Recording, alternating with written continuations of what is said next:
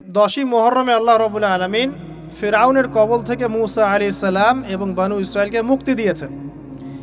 এটা ছিল মুহররম মাসের 10 তারিখ। এই নিয়তে আমরা সওম রাখি, এই নিয়তে আমরা রোজা রাখব। এই দিনেই 10ই মুহররমে ইমাম হুসাইন রাদিয়াল্লাহু আনহু শাহাদাত ঘটে গেছে। এটা প্রায় 60 কি 62 হিজরি দিকে ঘটনা। কথা কি বুঝতে পারছেন? আমি বুঝাতে পারছি না।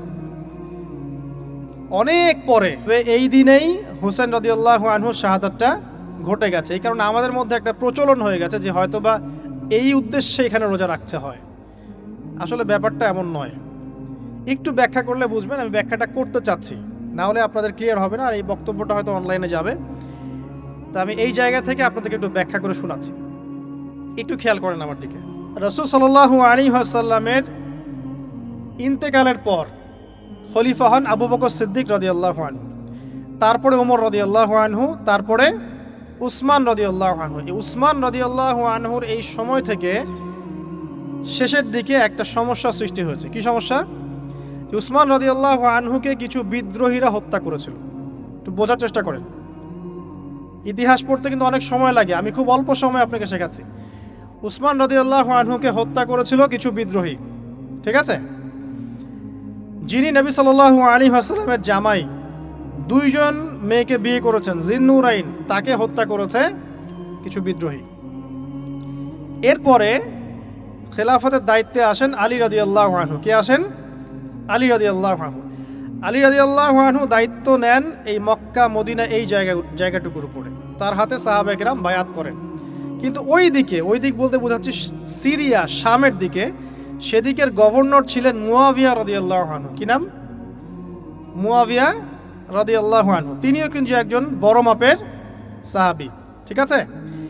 তো মুয়াবিয়া রাদিয়াল্লাহু আনহু সেখানে নিজে সেখানকার খেলাফতের দাবি করেন।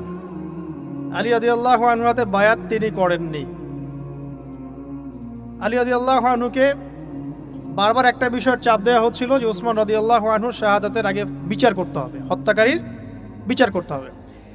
তো এখানে একটা দ্বন্দ্ব, মানে একটা পলিটিক্যাল দ্বন্দ্ব সৃষ্টি হলো। ওইদিকে মুয়াবিয়া রাদিয়াল্লাহু আনহু তিনি খেলাফতের দাবিদার হয়ে উঠলেন, এদিকে সাহাবায়ে কেরাম সহ অনেকেই আলী রাদিয়াল্লাহু আনহুর কাছে বায়াত করলেন।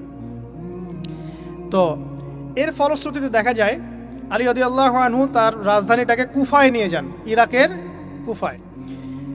তো ইহুদিদের ইন্ধনের ফলে এক পর্যায়ে দেখা যায় যে আলী রাদিয়াল্লাহু আনহুর এক পক্ষ এবং একদিকে মুয়াবিয়া রাদিয়াল্লাহু আনহুর এক পক্ষ, তারা একটা মানে অনাকাঙ্ক্ষিত যুদ্ধের দিকে চলে যান, ঠিক আছে?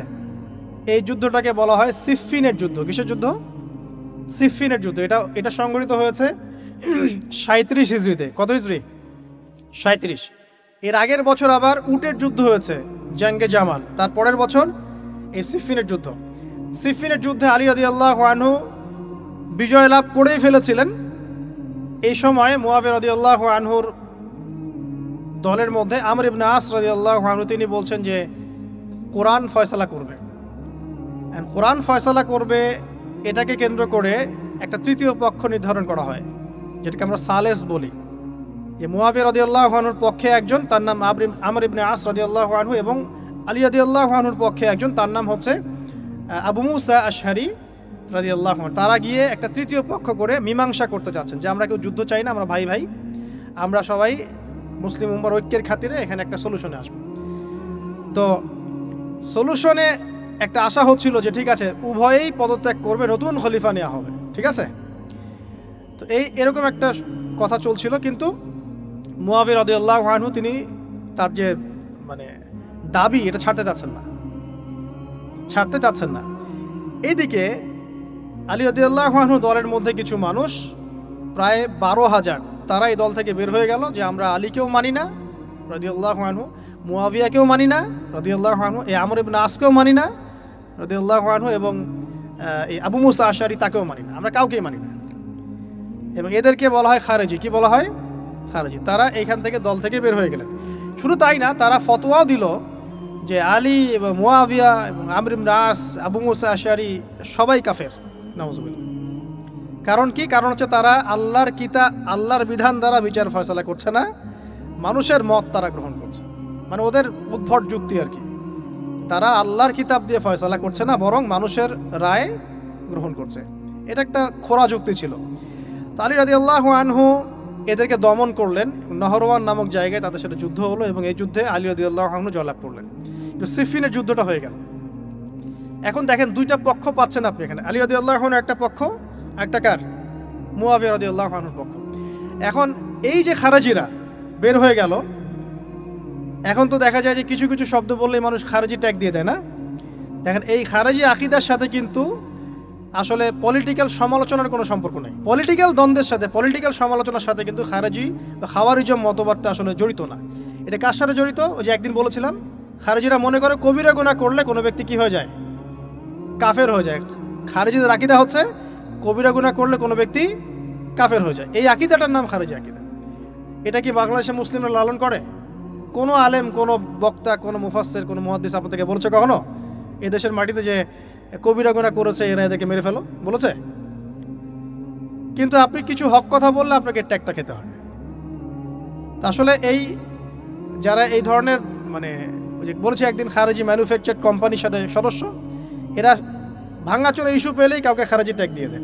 আসলে মূল বিষয় এরা নিজেরাই খারিজ হয়ে যাচ্ছে দিন দিন, অন্যকে খারিজ করতে করতে নিজেরাই খারিজ হয়ে যাচ্ছে। এখানে দেখেন মুয়াবিয়া রাদিয়াল্লাহু আনহু এক পক্ষে, আলী রাদিয়াল্লাহু আনহু আরেক পক্ষে। ব্যাটেল, যুদ্ধ হয়ে গেল, সিফিনের যুদ্ধ হয়ে গেল। 3 দিন যুদ্ধ হয়েছে। ওই যুদ্ধে কি মানুষ মারা যায় নাই? মারা যায় নাই? মারা গেছে। তো আলী রাদিয়াল্লাহু আনহু তো বলেননি যে ওরা খারাজি।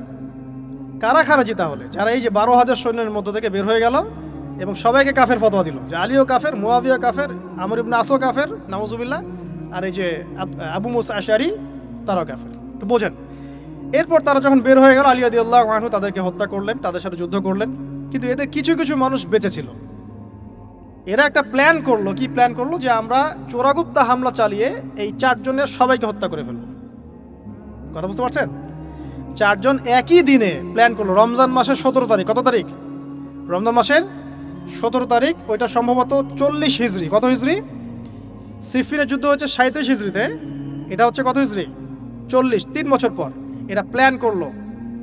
এখনকার ওই যে পশ্চিমা গোলকধাঁধায় পড়া কিছু মানুষ যারা কিছু জঙ্গি সংগঠনের নাম লেখা প্ল্যান করে যে হঠাৎ সুইসাইড বোম মারবো, আছে না? এরকম একটা প্ল্যান করলো যে আমরা প্ল্যান করলাম এই 4 জনকে আমরা একদিনে উড়িয়ে দেবো, মেরে দেবো। এবং সেই প্ল্যান মোতাবেক তারা কাজ করলো। কাজ করে ঘাপটি মেরে বসে থাকলো। আলী রাদিয়াল্লাহু আনহু ফজরের নামাজে যাচ্ছেন, আব্দুর রহমান বিন মুলজিম নামে এক ব্যক্তি আলী রাদিয়াল্লাহু আনহুকে পুরো তরোয়াল দিয়ে আঘাত করে হত্যা করে। ইন্না লিল্লাহি ওয়া ইন্না ইলাইহি রাজিউন। কাকে হত্যা করলো? নবী সাল্লাল্লাহু আলাইহি ওয়াসাল্লামের মেয়ের জামাইকে। চিন্তা করতে পারেন? যিনি প্রতিটা যুদ্ধে নবী সাল্লাল্লাহু আলাইহি ওয়াসাল্লামের সাথে ছিলেন, তাকে বলল যে সে কাফের হয়ে গেছে। আর যে হত্যা করেছে আব্দুর রহমান বিন মুলজিম, সে হত্যা করার পরে আল্লাহ শুকরিয়া আদায় করেছে, নাউজুবিল্লাহ।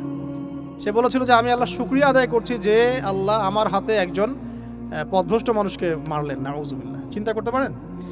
ওইদিকে মুয়াবিয়া রাদিয়াল্লাহু আনহুকে মারার প্ল্যান করা হয়েছে সিরিয়ায়। উনাকে আঘাত করা হয়েছে, কিন্তু আঘাতটা তার মানে শরীরের সেই জায়গায় লাগে নাই যেখানে লাগলে তিনি মারা যেতে পারতেন। তিনি আহত হয়েছেন, পরবর্তীতে